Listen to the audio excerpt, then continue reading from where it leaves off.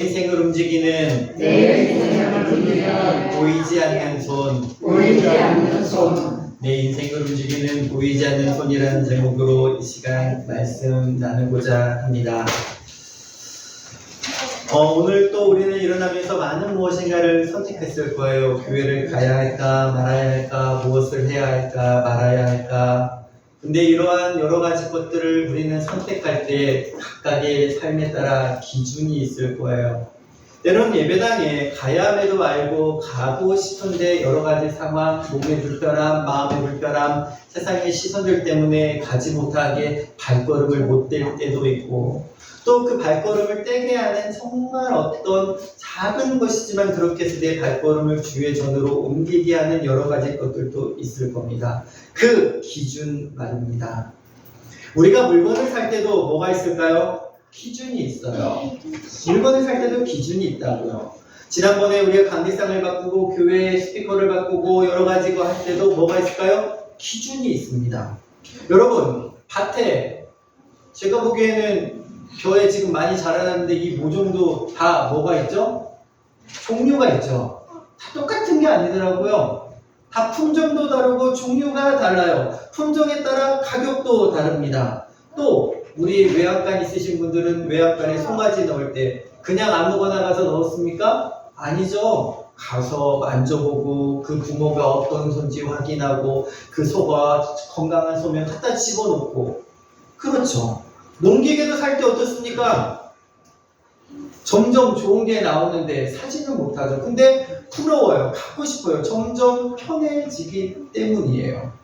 농약도 어떻습니까? 작년 쓰던 거 올해 쓰던 거 똑같이 쓰세요? 아니죠. 달라져요. 농약 사러 종묘사에 가보면은 요 신품종이 나왔습니다. 이거 쓰면은요 너무 애들이 잘 죽어요. 그러면은 혹해서 돈이 더 들어도 뭐 하세요? 사시죠. 기준이 그렇게 있어요. 내가 무엇인가를 지불해야 되는 기준 말입니다. 물건을 살 때 기준은 내가 지불하는 기백에 맞는지, 좋은 효과와 성능을 가졌는지, 모종 같은 경우는 수확량과 질병과 해충에 강한지, 그런 걸 다 따져보고 우리가 하나하나 사요. 기계를 살 때는 또 어떻습니까? 정말 많은 금액을 지불해야 되지만 이 금액을 들여서 내가 그만한 것을 뽑을 수 있다고 여겼지만 그만한 투자를 합니다. 더 편하고 쉽고 편리하게 말입니다. 그 효과와 효능을 바라면서 지불을 해요. 성능과 효과가 보증되기 때문에 우리는 아직 내가 써보지 않아도 그것을 지불합니다. 그런데요, 물건은 그렇게 사는데 우리가 함께하는 사람들은 어떻게 바라볼까요? 사람들은 그래서요, 세상에서는요, 사람들을 채용하거나 뽑을 때 뭘 써오라 그럴까요? 이력서를 써오라 그래요. 이력서뿐만 아닙니다. 자기소개서를 써오래요. 어떤 인생을 살아왔냐고, 어떠한 비전을 품고 있냐고, 회사에 들어와서 어떻게 갈지를 글로 써오라는 거예요. 왜냐? 먼저 대면하기 전에 이력서를 통해서 사람을 선별하겠다는 거예요. 근데 이력서만으로 사람을 다 뽑을 수 있을까? 그래서 세상 사람들은 스펙을 높이려고 해요. 더 많은 것을 이력서에 기재하기 위해, 더 많은 것을 쓰기 위해 노력합니다. 그래야 뭐하니까요? 선택받는다고 느끼니까요. 근데 선택받았다고 끝이 아닙니다. 이제는 대면하여서 면접을 치릅니다. 면접을 치르면서 이야기를 하면서 어떠한 생각과 가지고 있는지 앞에 있는 사람들이 판단해서 그것을 뽑아요. 저도 외상교회 올 때 이력서를 냈어요. 자기소개서를 냈어요. 보셨는지 안 보셨는지는, 누가 보셨는지는 모르겠지만 요즘은요, 목사님들이 다른 교회를 이렇게 할 때 이력서도 내지만 누구 이력서도 내는지 아십니까? 사모님 이력서도 내요. 사모님도 면접을 봐요. 권사님, 장로님, 집사님들이 앉아가지고 1시간 내내 면접을 본대요. 대형교회는. 이런 상황이면 사모님 어떻게 하시겠어요? 들으면서 조금 의아해요. 그래? 그런 거를 평가한다고? 앞에 앉으신 당신들이? 그런데요, 그래서 뭐 하겠다는 거예요? 입맛에 맞는 사람을 뽑아서 거기에 세우겠다는 거예요. 설교 잘할 수 있죠. 잘 포장할 수도 있어요. 이력서 잘 써서 낼 수도 있고 자기소개서도 잘 쓸 수 있어요. 근데 그 모든 것들 안에서 뭘 못 보는 줄 아십니까? 중심은 못 볼 수 있어요. 그걸 가지고요. 근데요, 제가 이렇게 여러분과 함께 창세기를 나누면서 요셉을 봤잖아요. 지난주에 요셉의 말씀을 통하여 감사절, 원망 대신 감사함으로 나아갑시다 라는 말씀을 나눴는데 의아한 게 있는 거예요. 그게 뭐냐면은 창세기가 마지막으로 마칠 때 인물이 누군지 아십니까? 요셉이에요. 요셉인데 신기하게도 요셉은 창세기의 주인공이 아니에요. 마지막을 장식하는 하이라이트로 애굽에서 총리가 되고 어떻게 보면 고난과 역경을 이겨냄을 통하여 하나님을 신실하게 바라봤던 그 인물인데 요셉의 가운데서 예수님이 탄생하지 않아요. 아브라함의 하나님, 이삭의 하나님, 야곱의 하나님으로 끝나지 요셉의 하나님으로까지 이루어지지 않는데 그러면서 궁금했어요. 왜 그렇게 되지 않았을까? 혹시 이런 궁금증 가져보신 적 있으세요? 저 창세기 보다가 얼마 전에 든 궁금증이었어요. 왜 요셉의 하나님이라고 불리지 않을까? 근데 이 안에 의미가 있더라고요. 정작 요셉이 아니라 이건 다음 주에 드릴 말씀이기도 한데 예수님이 누구의 자손으로 이렇게 이루어진지 아십니까? 유다의 자손에서 이루어지거든요. 창세기에 요셉의 말씀 중간중간에 유다의 이야기가 나와요. 근데 유다는 철저히 죄인이에요. 죄인 속에 가득하면서 음란한 짓을 하다가 며느리 다말을 통하여 나중에 회개하는 과정을 겪는데 하나님은 야곱은 축복할 때 그 유다에게 너에게 왕의 자손이 나올 것이며 나중에 네가 이렇게 크게 될 것이라는 예언을 하고 요셉도 축복을 받아요. 무슨 축복을 받냐면은 12지파가 각각의 축복을 받을 때 요셉에게는 2지파의 축복을 함께 받는 축복을 받으면서 그에게 물질과 자손의 축복을 하나님께 허락하시거든요. 근데 약속의 계보라는 우리가 지금 창세기에 통해 아브라함, 이삭, 야곱 그 계보를 받아들이는 게 더 중요할 텐데 그거를 요셉은 취하지 않아요. 그 말씀을 다음 주에 보려고 하고 오늘은 왜 하나님께서 그 요셉을 선택하심을 통하여 하나님께서 그 애굽 땅에서 무엇을 이루고자 하셨는지의 말씀을 나누고자 해요. 창세기는 아브라함, 이삭, 야곱 하나님의 약속을 통해서 이루어져 갑니다. 그 약속은 그래서 너무너무 중요한 거예요. 지난번에 말씀드렸잖아요. 그 약속을 이룰 때 누가 약속을 이루셨다고요? 하나님께서 약속을 이루셨다고요. 아브라함을 재워놓고 쪼갠 불 사이를 누가 횃불 홀로 지나가셨다는 것은 하나님께서 너희들은 나와 약속했을 때 지키지 못하는 존재라기에 하나님이 그 약속을 신실하게 지켜가신다는 사실을 우리가 말씀을 통해 배웠어요. 그렇구나. 나는 연약하구나. 그럼에도 불구하고 나와 누가 약속해 주셨다? 하나님이 약속해 주셨다는 거예요. 이게 뭔지 아십니까? 은혜예요. 물건을 고를 때는 그에 합당한 선택의 기준이 있고 사람을 선택할 때는 이력서와 자기소개서, 만남을, 면접을 통하여 이 사람의 실력이 출중하였을 때 뽑아서 데리고 가려고 하는데 하나님의 선택의 기준은 어디에 있었을까? 무엇에 있었을까라는 거예요. 그 기준을 바라봤을 때 가장 합당한 사람이 누군지 아십니까? 아브라함, 이삭, 야곱, 요셉 4명을 놓고 본다면 누굴까요? 저는 당연히 요셉이라고 봐요. 왜냐하면요, 아브라함, 이삭, 야곱은요, 철저한 젊었을 때부터 나이 들어서 고난과 역경을 겪으면서 하나님을 그 안에서도 실패하는 것들이 너무 많이 나왔어요. 아내를 누이로 숨기고 때로는 라반의 집에서 여러 가지 어려운 상황 가운데 속이는 관계. 근데요, 요셉은 그런 게 없어요. 어렸을 때 꿈꾸고 약간 철부지의 소년이었다가 형들에 말아서 궁덩이에 들어가고 노예로 팔려가고 부당하게 해서 왕의 감옥에 갇히고 부당하게 또 꿈을 해석해줬는데 그들이 나를 까먹고, 그런데 그 안에서 이루어지는 하나님을 멀리하는 이야기, 세상을 바라보는 이야기 성경에 등장하진 않아요. 왜 힘들지 않았겠어요? 왜 어렵지 않았겠어요? 근데 그의 결론적인 결말을 봤을 때는 항상 무엇하고 있었습니까? 하나님을 바라보고 있었다는 거예요. 하나님을 의지하고 있었다는 거예요. 그런데 그 요셉이 선택해서 제외되는 거예요. 선택에서 제외되었다고 하지만 그 언약의 계보에서 제외된 것이지 하나님은 그를 뭐 하셨어요? 사용하고 계시다는 거예요. 아, 여기에서 우리가 중요한 게 있구나. 한번 따라해 주세요. 내가 주인공이 아니어도 괜찮아야 합니다. 여러분, 우리는 내가 주인공이 되길 원해요. 내 인생이니까요. 요셉도 그러지 않았을까요? 애굽의 총리까지 했으면 주인공 돼야 되는 거 아닙니까? 그런데 아닌 거예요.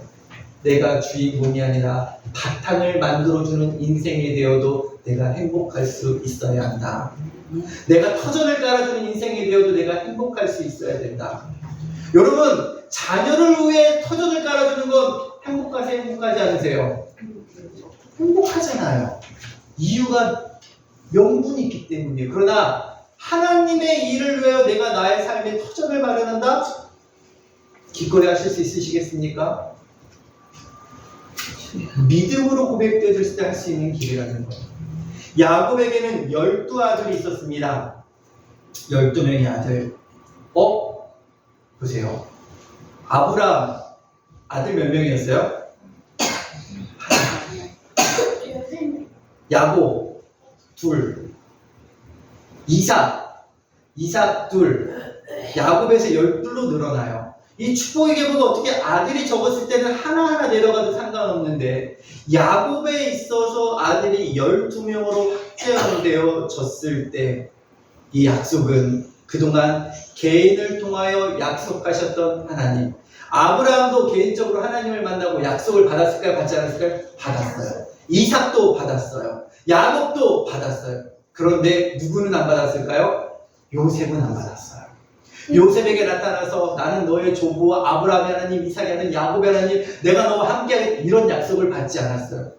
그런데 어떻게 요셉은 고난과 역경 중에도 하나님을 바라보며 살아갈 수 있을까? 이 배경에는요, 그 안에 이미 무엇이 자리하고 있다? 언약이 자리 잡고 있었다라는 거예요. 약속하지 아니하여도 약속을 붙잡고 살아가는 자는 그의 삶이 어떻게 된다? 바뀌어진다라는 것을 말씀을 통해 주고 있는 거예요. 왜 다음 계승자는 요셉이 아닐까? 바로 여기에 있는 겁니다. 약속을 하지 아니하여도 이미 그 안에 언약이 있으니 그 언약을 통하여 하나님은 그의 삶을 이루어가게 하시고 그의 삶을 통하여 하나님의 나라를 확장하는 도구로 사용하고 계시다는 사실입니다. 저와 여러분, 그러니까 저와 여러분이 무엇을 붙잡으면 하나님의 언약을 붙잡고 살아가면 저와 여러분이 요셉과 같은 믿음의 사람이 될 수 있다는 사실입니다. 이스라엘을 통하여 하나님은 그 이름을 바꿔주시죠. 야곱을 이스라엘로 바꿔주시면서 그동안 개인으로 이루어졌던 이 언약을 이때부터 공동체로 확장시키시는 거예요. 그래서 한 개인에게 언약하실 필요가 없으셔서 그 요셉에게 약속의 계보가 아닌 그 언약을 보증하고 보존하는 자로 그를 사용하시게 된 겁니다. 한번 같이 읽어보실까요? 시작! 요셉은 계승자가 아닌 언약의 보존자.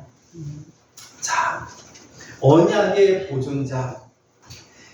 요셉이 어려서 꿈을 꾸죠. 단들이 본인한테 절하고 해와 달이 단들이 절하는 꿈을 꿔요. 이 꿈은 하나님이 꾸게 하신 거라는 것을 본인이 느꼈나 봐요. 그걸 가지고 형들에게 자랑하고 그것을 미움을 통하여 쌓였던 감정들이 많았겠죠. 팔려서 어려운 고난 중에 가는데 그 어려운 고난을 누가요? 하나님이 그의 삶을 연단하시는 과정으로 만들어가고 계셨다는 사실입니다. 13년이나 걸렸어요. 30살쯤 돼서 애굽의 총리가 되고 총리가 되었을 때 왕의 꿈, 즉 살찐소가 있는데 매우 흉악한 소들이 나와서 그 살찐소를 잡아먹고 아름다운 이삭이 있는데 날씬한 이삭이 나와서 그 이삭들을 잡아먹는 애굽의 왕이 꿈을 꾸게 되고 이것을 해몽하지 못할 때 요셉이 가서 그 꿈을 해몽하게 되고 애굽의 총리가 되거든요. 저도 어렸을 때부터 이 말씀을 들으면서 꿈꿔야 돼. 꿈꾸면 하나님이 이루셔. 근데 이 말씀의 주제는 꿈이 아니에요. 하나님이 역사하시는 그 역사의 한 목판에서 하나님이 인도하심과 은혜를 바라봐야 돼요. 요셉은 그 한 도구에 불과했던 거예요. 그를 왜 애굽의 총리가 되게 하셨냐고요? 네, 지키기 위해서요. 누구를요? 하나님의 자손을 지키기 위해서요. 요셉은 애굽에 있었습니다. 높은 위치에 있었고 지혜로움을 통하여 하나님의 주신 도움을 통하여 애굽뿐만 아니라 애굽 주변에 있는 나라들을 지키고 보호할 수 있게 되었던 거예요. 12지파를 살려낸 완벽한 생태적 보호막을 요셉을 통하여 하나님이 만들어 주신 거예요. 음식이 없었어요. 가나안 땅에 있던 야곱도 음식의 모자람을 통하여 자식들을 애굽에 음식이 있으니까 가서 사오라고 보냅니다. 그곳에서 누굴 만나요? 요셉을 만난 거예요. 만났을 때 지난주 원수가 아니라 그를 사랑으로 포용으로 받아들인 야곱을 요셉을 만나게 되고, 요셉은 그렇게 무엇을 준비하는 줄 아십니까? 그 아버지의 가문들이 와서 살 수 있는 땅을 애굽 땅에 준비하고 있었던 거예요. 가나안 땅에 있었던 야곱은 70명 정도였어요. 만약에 그 자리 그 고난과 역경 중에 하나님이 주신 땅이니 우리가 여기서 떠날 수 없다고 버텼다면 아마 그 주변에 있는 고대근동에 있는 민족들과 싸우고 다툼으로 인하여 뛰어와 가뭄으로 인해 더 큰 어려움에 빠졌을 수 있을지 몰라요. 그런데 하나님이 그들을 어디로요? 애굽으로 옮겨 오시고, 애굽은 안전할까요? 그렇지 않죠. 근데 누가 있습니까? 요셉이 있어요. 본인의 아버지를 모셔오시면서 철저히 구별된 곳에서 그 가문들이 살 수 있는 곳을 터전을 마련해 주시는 거예요. 애굽에는 뭐가 있습니까? 음식이 있죠. 곡식이 있어요. 그리고 그 지도자가 누구입니까? 요셉이에요. 거기에서 무엇이 일어난 줄 아십니까? 폭발적인 이스라엘 민족의 확장이 일어나요. 그들이 하나님께서 창세기에 말씀하신 아브라함에게 주신 생육하여 번성하고 땅에 충만하라 하신 그것이 어디에서 이루어진 줄 아세요, 여러분? 애굽 땅에서 이루어져요. 누구 때문에요? 요셉 때문이에요. 요셉이 총리가 되지 아니하였다면, 그렇게 세워지지 아니하였다면, 그 어렸을 때 궁덩이에 빠지고 고난과 역경 중에서 그가 하나님을 바라보는 자녀로 성장하지 아니하였다면 그것이 이루어지지 아니하였다라는 사실이에요. 저와 여러분, 환난과 역경을 겪고도 이렇게 믿음으로 바라볼 줄 아는 신앙이 있어야 돼요. 왜냐? 그 자리에서는 우리 늘 깨닫고 배울 수 있는 것들이 넘쳐나기 때문입니다. 깊은 무덤에 빠졌어요. 깊은 감옥이었어요. 근데 하나님께서 그를 어디로요? 최고의 높은 자리로 올려놓으신 거예요. 이게 가능하냐고요. 죄수였습니다. 왕의 감옥에 갇혀있던, 그러나 꿈 하나 해몽했다고 그를 애굽의 총리로 세워요? 그럴 수는 없었죠. 근데 이집트의 왕 바로의 마음을 하나님께서 사로잡게 하십니다.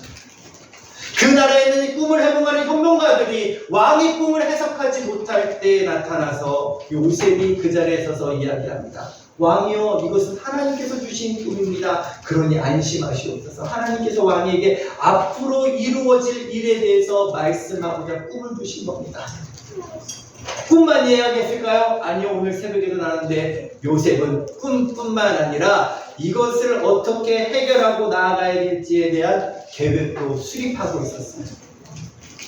그러니 그를 세울 수밖에 없었죠. 같이 한번 읽어보실까요? 시작! 생명을 구원하시려고 나를 먼저 보내셨나이다. 그 요셉을 고백한 거예요. 형들, 두려워하지 마세요. 형들과 우리 가족을 살리시기 위하여 하나님이 나를 먼저 이곳에 보내셨다고요. 누구의 고백처럼 보이는 줄 아십니까? 구약에서 요셉은요, 예수 그리스도의 표본으로 보이는 인물이에요. 예수님도 가룟 유다를 통해 얼마에 팔려가셨죠? 은 30. 요셉은요, 은 20. 구덩이에 빠졌죠. 고난과 역경을 당합니다. 수치를 당합니다. 모욕을 당합니다. 예수님도 그렇게 하셨어요. 비방당해요. 결국 가장 낮은 곳에서 가장 높이 올리신, 죽음에서 부활하신 예수 그리스도의 모형으로서 요셉이 보여지기도 해요. 그렇게 신학자들이 바라봅니다. 그만큼 훌륭한 사람이고 멋진 사람이고 신앙으로 어디 흠잡을 데 없는 인물이기도 해요. 그런데 그가 엑스트라예요. 그가 아버지 민족을 털을 쌓는 토대를 마련하는 자가 되어요. 하나님, 이쯤 되면은 요셉의 가문에서 예수님이 나오셔야 되는 거 아닐까요? 그 약속이 여기로 흘러가야죠. 여기에서 왕의 가문이 이루어져야죠. 근데 그렇지 않았어요. 철저히 그는 언약의 계승자가 아닌 언약의 보증자로 서 있었던 거예요. 여러분, 주인공이 아니셔도 돼요. 엑스트라만 하셔도 돼요. 엑스트라로 서 계셔도 됩니까? 저와 여러분이 우리 교회를 닦는 사람이어도 됩니까? 시장에서 봉사하는 거 누가 하고 싶으시게 땀 빈들이 너무 있는데 근데 그거 왜 합니까? 성도들이 함께 먹으니까 내가 헌신하는 자리에서 주님 바라봐달라. 주님 그것을 기억해달라. 내 삶의 자리가 연약하고 보이지 아니할지라도 하나님이 함께 하시는 그 자리가 세상 그 무엇보다 복되고 거룩한 자리랍니다. 우리 19절, 20절 한번 다 같이 읽어볼까요? 시작! 요셉이 그들에게 이르되 두려워하지 마소서 내가 하나님을 대신 자니까 당신들은 나를 대하였으나 당신 하나님은 그것을 서도로 바꾸사 오늘과 같이 많은 백성의 생명을 구원하시게 하셨다. 그렇게 형들을 용서했는데요. 아버지 야곱이 죽자 형들이 마음이 불안해지는 거예요. 아버지가 있을 때는 그래 괜찮았지. 근데 아버지가 돌아가시고 나서 저 요셉이 마음을 바꿔서 우리를 죽이는 거 아니야? 죽이는 거 아니야? 그리고 가가지고 묻는 거야. 근데 이야기예요. 형님들 두려워하지 마세요. 형님들 두려워하지 마세요.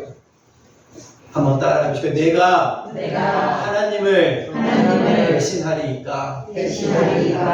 여러분 이거 중요하게 보셔야 돼요. 인생을 살아가면서 우리가 얼마나 하나님 대신에 많은 일들을 행하는지 몰라요. 하나님 대신에 화를 내요. 하나님 대신에 심판해요. 하나님 대신 정죄해요. 하나님 대신 판단해요.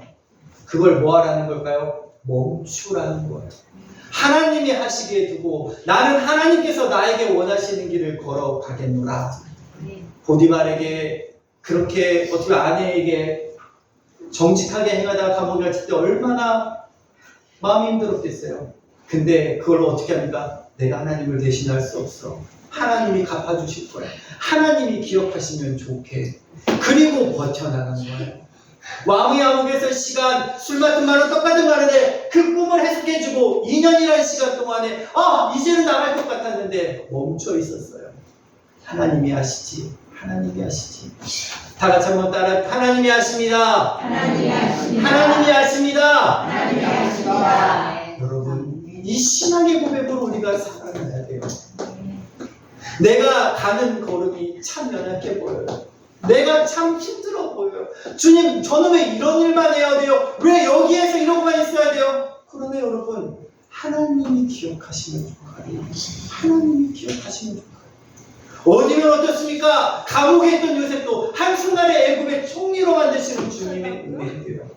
그가 왜 왕의 감옥에 갇혔냐고요? 거기에서 요셉은 그의 지혜로움으로 왕의 행정들을 배우고 기억하고 습득할 수 있는 기회가 그곳에서 있어요. 가만히 있었다는 게 아닙니다. 감옥 안에서 우울하고 심울하여 항상 주눅들어 있었던 게 아니라 나의 삶의 자리가 그렇게 되었을 때 그곳에서 내가 할 수 있는 일을 찾고 최선을 다해 부둥켜 나아갔다는 거예요.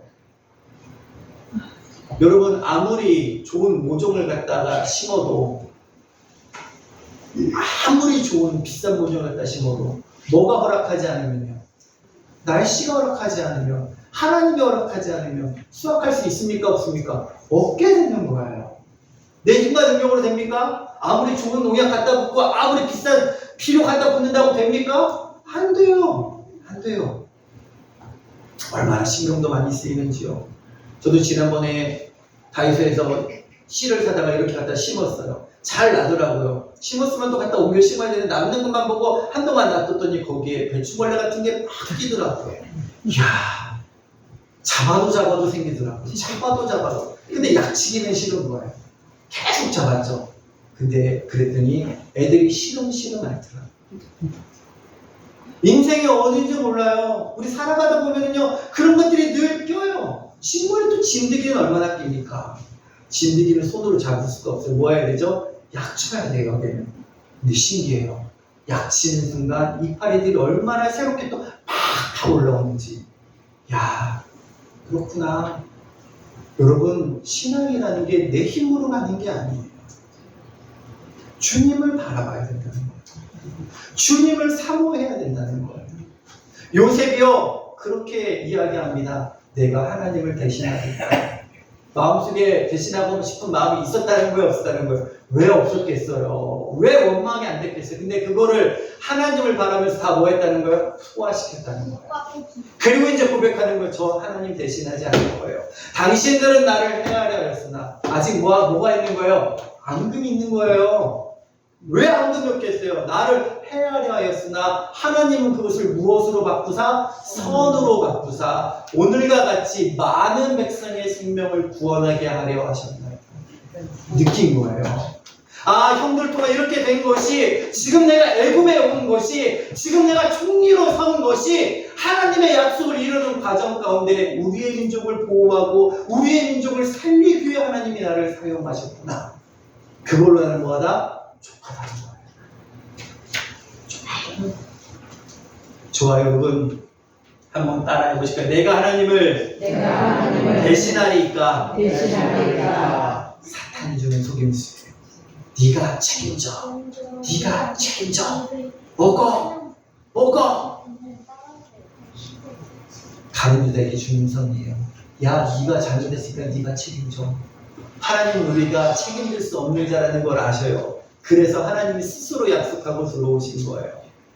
당신은 나를 헤아려 하였으나 왜 갚지 않고 싶겠어요? 그러나 그러지 않은 거예요. 왜? 하나님이 주신 은혜가 더 컸기 때문이에요. 하나님은 그것을 선으로 바꾸셨다.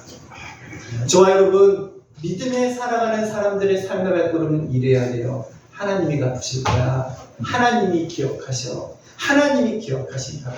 하나님이 아시면 됐지. 하나님이 기억하시면 됐지. 그거 아니에요. 내 이름이 드러나지 아니하여도, 내가 드러나서 누군가 칭찬받지 아니하여도, 칭찬받고 싶은 거는 다 모든 사람이 갖고 있는 성리예요. 그런데 그걸 내려놓으라는 거예요. 왜요? 하나님이 나를 그곳에 세우셨기 때문입니다. 여러분 한번 따라, 내 인생의 진짜 주인공은 신실하신 하나님입니다. 그러면서 알았어요. 아, 하나님이 왜 요셉이 아니라 유다를 사용하셨을까? 하나님은 완벽한 자를 요구하지 않으세요. 하나님은 부족하지만 그 가운데 하나님을 바라보며 변화되는 자를 원하고 계시다는 것을 저와 여러분 깨달으셔야 돼요. 혹시 나 스스로 완벽하다고 여기십니까? 나 정도 신앙은 돼야지, 이쯤은 돼야지, 너 왜 이렇게 신앙생활해? 너 왜 이렇게 신앙생활해? 그거 도리어 하나님은 이분을 사용하시는 은혜가 되어준다는 사실을 저희들이 까먹지 말아야 돼요. 그래서 함부로 누군가를 판단하고 정죄하는 거 여러분 멈추셔야 해요. 왠지 아십니까? 하나님은 각각의 인생을 다 사용하시고 역사하고 계시기 때문입니다. 실수하면 우리는 정죄합니다. 미워합니다. 바로 직고합니다. 그러나 하나님은 참고 견디시면서 바라봐 주셔요. 뭐 할 때까지? 돌아설 때까지, 나를 바라볼 때까지 말입니다. 하나님은 그렇게 우리를 하시는데 왜 우리는 하나님을 대신하여 세상 가운데 정죄하며 살아가냔 말입니다. 감사하며 살아가야 돼요. 감사가 사람이 되게 하는 삶을 살아가야 된다고요. 왜요? 저와 여러분의 인생의 진짜 주인공은 누구십니까요? 하나님이시니까요. 창세기의 진짜 주인공은요, 아브라함도 이삭도 야곱도 요셉도 아니라 그들의 삶을 이끄시고 약속하시는 누구다? 하나님이에요. 성경의 진짜 주인공은 누군지 아십니까? 많은 신앙의 사람들, 아니요, 하나님의 사랑과 은혜예요. 그 연약한 중에도 찾아오셔서 인도하시고 함께 하시는 그분이 누구와 함께 하시다? 나와 함께 하신다. 저와 여러분과 함께 하신다는 거예요. 그래서 우리는 살아갈 수 있는 거예요. 그래서 우리는 주님을 바라볼 수 있는 거예요. 어제 못해도 괜찮아요. 오늘 뭐 하면 되니까요? 잘하면 되니까요. 어제 죄 가운데 빠져도 여러분 괜찮아요. 그걸 깨달았으면 거기서 멀어져서 주님을 바라보고 나아가면 되니까요. 앞으로가 중요한 거예요. 앞으로 가요. 하나님 저와 함께 하십니다. 나의 인생이 주의 손에 있습니다. 주님이 진짜 나의 삶의 주인공이시니 내가 그럼 누굴 위해 살아야 될까요? 그 주인공을 위해 사는 거예요. 요셉의 총리가 돼서 어떻게 보면은요, 신학자들 중에 그런 말을 하는 사람이 있어요. 이스라엘 백성을 용광로에 집어넣었다고. 그렇게 보호하고 보호막을 쳤지만 나중에 그 안에서 그들이 뭐하는 걸 아십니까? 고난과 역경에 빠져들어요. 근데 그거 아십니까? 아브라함을 통해 하나님이 약속하신 창세기 15장 말씀 가운데 네가 4대가 지나서 나의 땅에 다시 돌아오리라 말씀하시는데, 그 말씀이 요셉의 터전을 통하여 이스라엘 백성이 애굽에 와서 엄청난 폭발적인 인구가 증가하게 되고 나중에 돌아올 그 약속도 이때를 위해 준비해 두고 계셨다는 사실입니다. 하나님은 시 공간을 초월하십니다. 근데 우리는 그 한계에 있어요. 그러니 여러분, 한계에 있는 나를 믿지 마시고 한계를 넘어서 계시는 주님을 의지하며 나가는 저와 여러분 되실 간절히 소망이에요. 한번 다 같이 읽어보실까요? 시작! 모든 고난을 선으로 바꾸심을 신뢰합시다. 여러분, 맞아요. 모든 고난을 선으로 바꾸시고 주님께서 인도하실 것을 신뢰하며 나아가는 것, 그게 믿음의 생활이라는 거예요. 하나님은 신실하십니다. 하나님은 약속을 지키십니다. 창세기를 통하여 그거를 보여주고 계시는 거예요. 지금은 아닌 것 같아 보여도, 내 생각 같아 보여도, 내 몸의 환경이 구덩이와 감옥 같아 보여도 신실하신 하나님을 바라는 그 자리에서 우리는 주님을 바라며 성장할 수 있게 된다는 거예요. 그리고 주님 반드시 그 하나님의 뜻을 이루어 가신다는 사실입니다. 그 주님을 신뢰하며 나아갑시다. 하나님이 보이지 않는 손이 성도님들의 인생을 붙들고 계십니다. 한번 따라, 하나님의 손이 나를 붙들고 있습니다. 믿으십니까? 믿으시면 아멘. 그 믿음으로 승리하며 나아가길 소망합니다. 말씀을 마치면서 찬양을 할까 하다가 요즘은 시대가 너무 좋아져가지고요, AI가 노래도 다 해요. 가사만 써주면요, 사람이 안 불러도 AI가 너무 노래까지 막 희한하게 잘해주는데, 이 요셉의 일생을 담아서 너무나 잘한 영상 하나가 있어서 같이 이 시간 보면서 오늘 말씀을 정리하고자 합니다. 같이 찬양 들으시면서 좀 음미하시고 묵상하는 시간 되길 소망합니다.